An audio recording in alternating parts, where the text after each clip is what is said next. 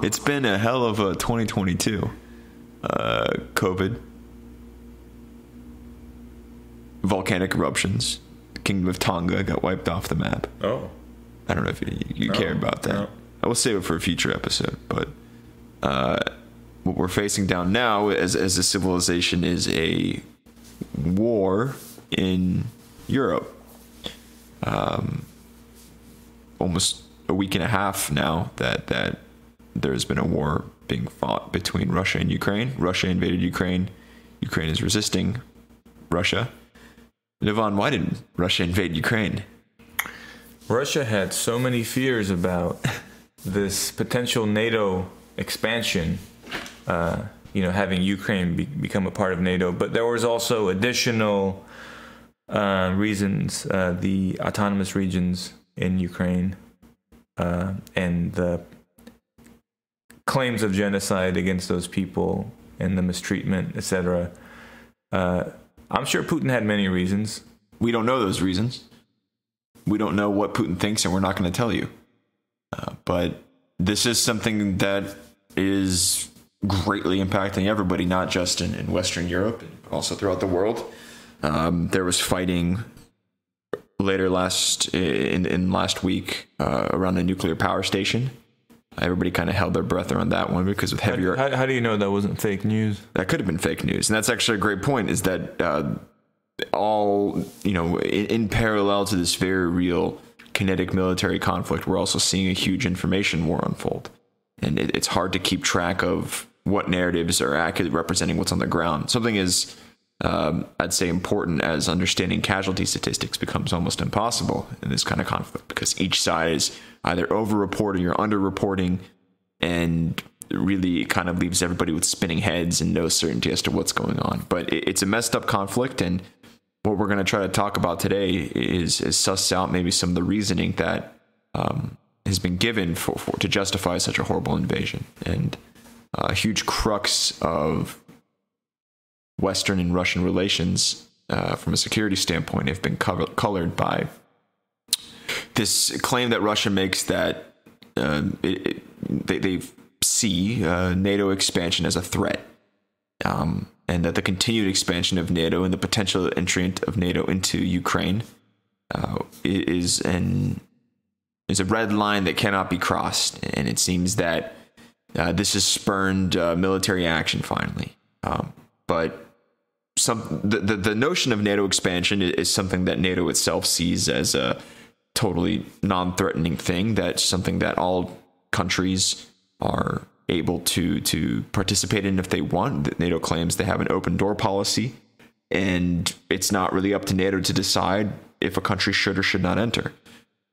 Russia keeps on referencing a verbal agreement that was made in the early 1990s when the Soviet Union was collapsing, that was made between the negotiating parties in the US and the USSR, that if Germany was allowed to peacefully reunify and enter into NATO, that NATO would not be expanded. Now, NATO claims that this never happened, this discussion never took place, and really from a legal standpoint, there's no credibility because nothing was signed and put down on paper.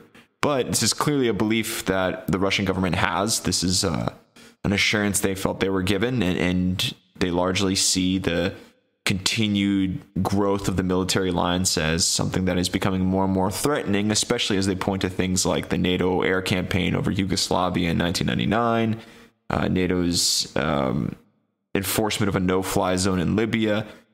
To the Russian security conscious, this is more evidence that NATO is, in fact, an aggressive military alliance that is rapidly approaching its borders, that is used as a point of deploying nuclear weapons to places like Belgium and Turkey, and to deploy missile systems as well. So to a certain extent, this has been a problem for decades now, and it kind of came to a boiling point last January, I think, when Russia started building up its military forces on the borders of Belarus and Ukraine. There was some diplomatic pressure where Russia was looking for assurances that Ukraine would be, quote unquote, Finlandized, where they would not they basically would not include Ukraine to make commitments to that. And now that Russia has invaded, Livan, what do you think? How does NATO feel now? How would a country like Poland feel now that they see Russian tanks rolling over the border and shelling Ukrainian cities? Well, they're validated, right? The fears have been validated, and now every country would want to be a part of NATO. Every country in Europe, basically. But this does speak to kind of more fundamental aspects of human nature and societies, and game theory, and what it means to basically behave in a way that is zero-sum or non-zero-sum. And in some ways, both Russia and the West have behaved in a non-zero-sum manner, where we know Putin in the past has attempted to join NATO. And you think about what that would mean for the stability of Europe as a whole, right? Like, it would be in their self-interest, you would think. Now, maybe there's some nuances that I'm missing. There's certain reasons why that wouldn't be ideal. But as a general principle, there's strength in numbers, right? Like, if you think about human evolution, the reason why humans basically won out over all other primates, all other animals, is because of our ability to cooperate. Because you find out, if I share, it's actually better for me, because when I need help, then you'll give me help, because you not only did you survive because I helped you, but you also have the capacity to hunt and to get food. And when I'm running low, you help me out anyway. You get the idea. Like, it's non-zero sum here. So in the same way, I think this sort of cooperation, this sort of this knowledge that working together is actually in my self-interest, this would lead to a much better state of affairs. And I think any country that recognizes that would jump at the chance to join a sort of alliance that would provide collective security, economic stability, etc. So when we look at how the West has behaved by rejecting, Russia's attempt to join NATO, and then Putin himself maybe not doing as much as he could have to appease any concerns they had to join NATO. Like, on both sides, they viewed it as a zero-sum game. If we give in to Russia, we lose something. Whereas the truth is, maybe everyone would have gained something. In the same way, Putin now views it like, if they, if Ukraine joins NATO, then we lose. And so we have to strike back to, counter our loss, kind of thing. So you see where looking at anything from a zero-sum perspective will inevitably lead to conflict. So yeah, I think there seems like a lot of missed opportunities here. What do you think, Andre? Well, I mean, from the standpoint of a smaller country like a Poland or an Estonia, given the history of the past 100 years, of course, you would want some guarantees that you would not fall victim to further domination by a power like Russia when the Soviet Union collapsed. I mean, the Poles had an absolute shit time during World War II, where they were partitioned between Russia and the Soviet Union. So when they kind of had their independence secured in 1991, joining a military alliance seems like the natural state of affairs, especially given the tumultuous history of the region. Now, kind of going back to the point that you made, I think on 3 or 4 occasions, Russia applied for membership to NATO, and there's some documentation about it. When Vladimir Putin first became president of Russia in 2000, he very much wanted to include Russia into the military alliance. And I guess you could still have security provisions for countries like Poland or Estonia, while also sort of expanding the military alliance to a place like Russia as well, to kind of ensure that, to your point, there is kind of a collective security across the continent. You're not alienating anybody from it. But I think that's really the point that maybe the Russian side of things is getting at, is that this alliance will continue to expand without the consideration of including Russia at any point. And after a while, you know, I'd put the knife in the ground and around the bombings of Yugoslavia in 1999, that they very much saw this as an anti-Russian alliance, right? I mean, if NATO was originally created as a counterbalance to the expanding influence of communism in Europe, especially after World War II, you know, you had to protect your territory against the Warsaw Pact. The Soviet Union was intervening in Czechoslovakia and Hungary to kind of enforce their own will onto some of these states. You kind of needed a security organization to counter that. And there was obviously a lot of fears that the Russian tanks would roll over and reunify Germany, et cetera, et cetera. But I mean, where was the reasoning for that when the Soviet Union actually fell apart, right? Where you lost the massive military force on the east that would be threatening to your interests in Western Europe. And the Russian point is that NATO should have ceased to exist, and there should have been a collective European security organization that was organized to kind of reflect the realities on the ground. And I think what we're seeing now is, you know, to your point, Yvonne, we're kind of seeing two tribes that were forced into existence. One that was coexisting with one another, and one that was effectively alienated, and that is now behaving in a total batshit crazy, insane manner. And you know, we talked about it before, where a lot of these conversations of, oh, did NATO not contribute to the current war in Ukraine? Well, it's probably not the most productive thing to talk about right now. But at some point, we're going to have to critically evaluate how our policy in the past 30 years has shaped the security culture and realities of Europe. And what it has created is two tribes, two camps of countries that are going to be inevitably at odds with one another. And that's what we're seeing unfold.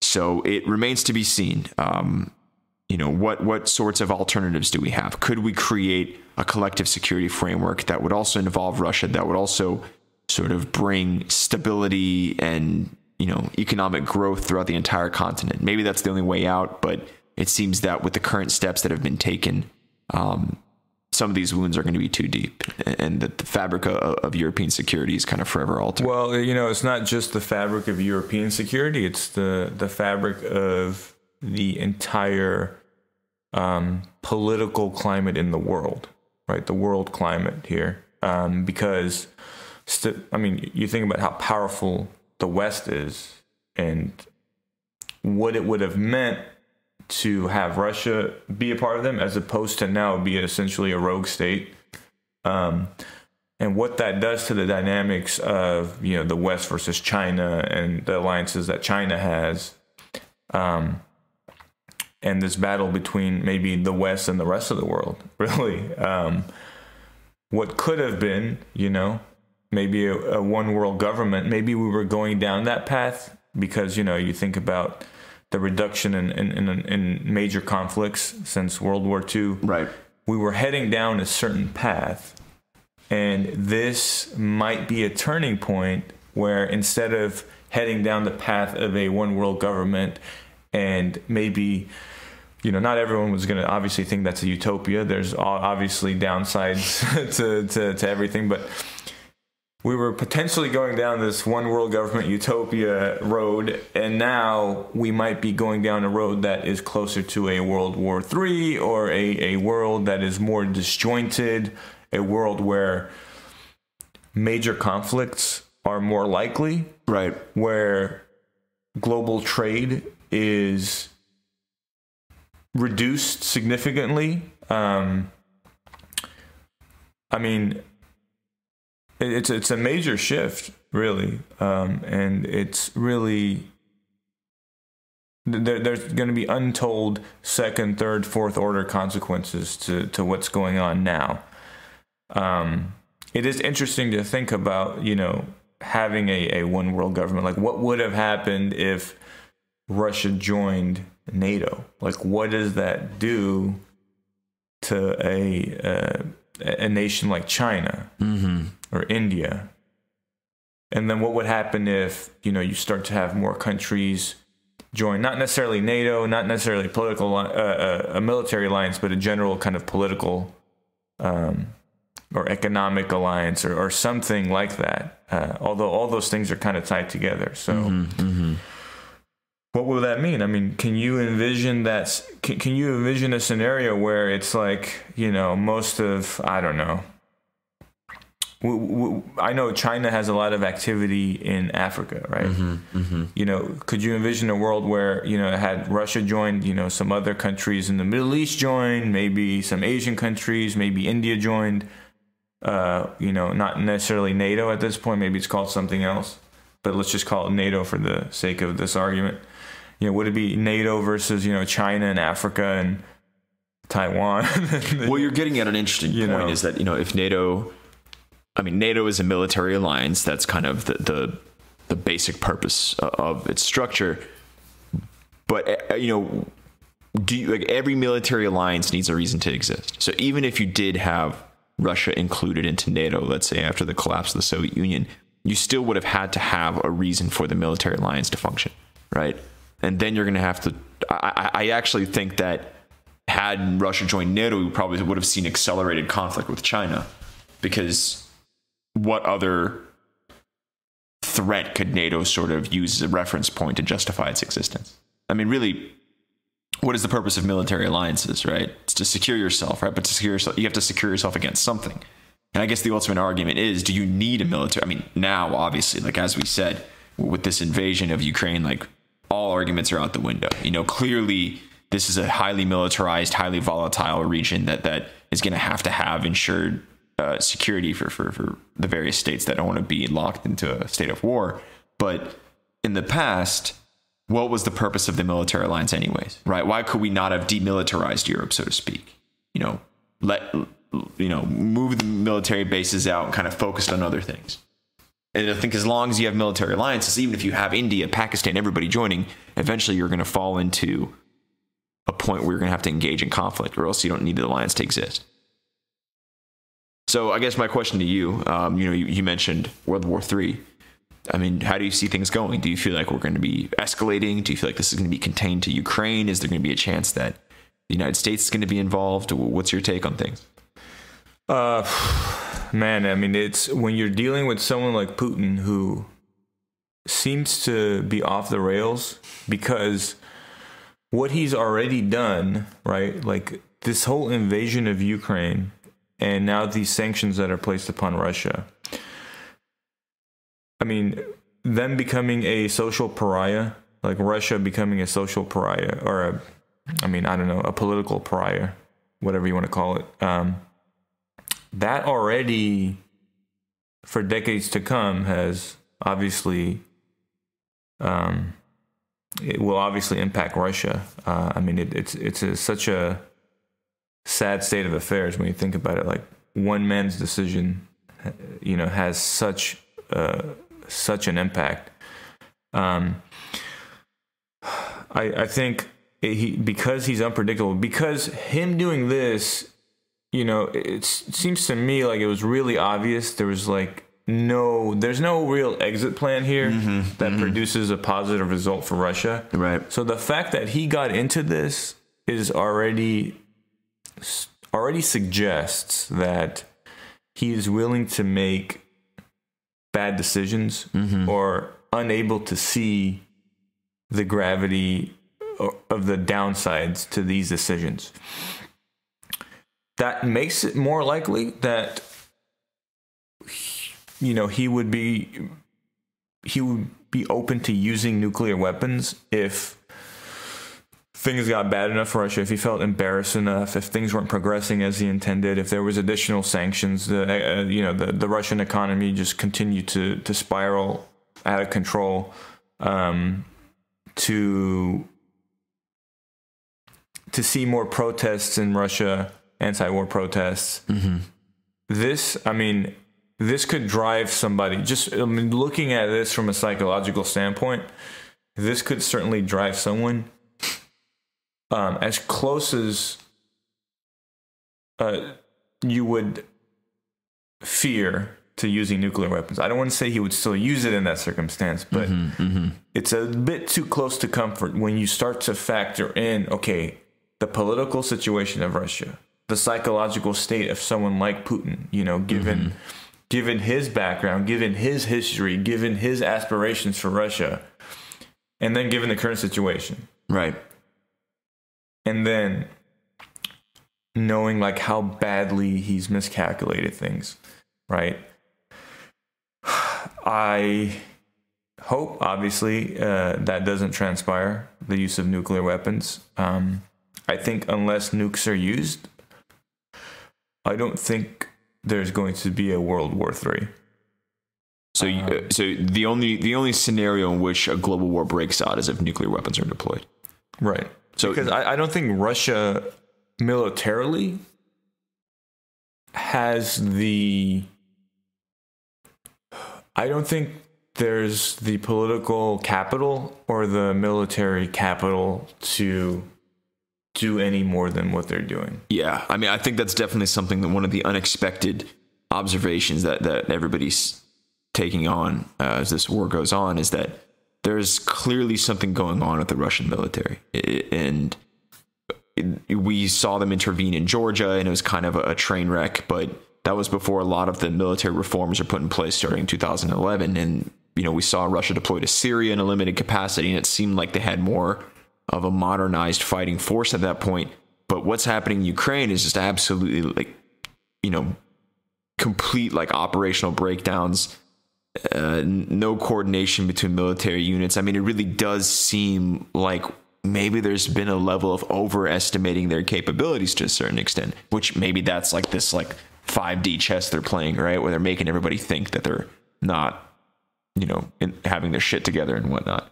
I agree that they definitely, I don't see them trying to wage a greater war on European soil while they can't even figure out what's going on in Ukraine. And I think eventually, given just the sheer amount of numbers the Russian military has, they probably will occupy the country to some extent. I mean, that's not even taking into account the very fierce resistance they're going to have from an insurgent standpoint. But yeah, I mean, they're so bogged down there, I don't imagine they're going to go and try to invade Poland afterwards. But that kind of also begs the question of is there anything that could trigger a NATO response, right? I mean, really at this point, they're not attacking any NATO member states, so there's no real contractual obligation, so to speak, that NATO has to intervene into Ukraine. But at one point, and what's it going to take to sort of drive military intervention from the West? Maybe high civilian casualties, right? We're kind of entering into a transition period where the first week of the war, it appeared like the Russian military was trying maybe to avoid massive civilian casualties. They were avoiding going into cities. They were trying to capture airports with airborne assaults. That failed. So now they're kind of going back to what's being referred to as the Grozny tactics, like the shit they were using in the Chechen wars, where they just sort of just level residential areas with heavy artillery indiscriminately. And if you start having mass amounts of civilian casualties, I mean, is that going to be enough to warrant a military response from the West? And would Russia respond with nuclear weapons in that case, right? Yeah, I mean, it's a cost-benefit analysis, and unfortunately, any intervention from the West, you can see how the cost can easily outweigh the benefit. And when you have measures like the sanctions that they're imposing on Russia, those continued sanctions, even more stern sanctions, at some point, the Russian people will turn against Putin. Right. It's not a sustainable position to be in, right? So I would imagine from, NATO standpoint or the West standpoint, they would eat, civilian casualties in Ukraine and kind of not cross their fingers, but rely on the sanctions to over time swing things. That's my guess. Because, yeah, I mean, otherwise, why wouldn't you intervene now?